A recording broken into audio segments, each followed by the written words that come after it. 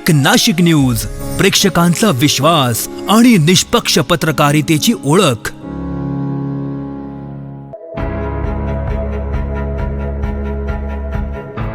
सिन्नर येथे 73व्या महाराष्ट्र राज्य पुरुष व महिला अजिंक्यपद निवड चाचणी कबड्डी स्पर्धेचे उद्घाटन SK नाईक कॉलेजच्या सभागृहात भाजपचे प्रदेशाध्यक्ष तथा आमदार रवींद्र चव्हाण यांच्या हस्ते उत्साहात पार पडले।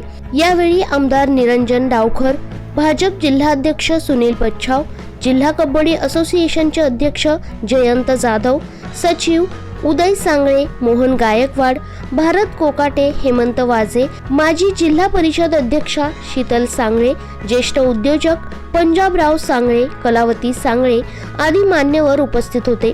उद्घाटन प्रसंगी बोलताना आमदार रवींद्र चव्हाण म्हणाले की कबड्डी हा मातीशी नाळ जोडणारा खेळ असून खेळाडूंनी मैदान तयार करताना घेतलेली मेहनत अत्यंत महत्त्वाची आहे।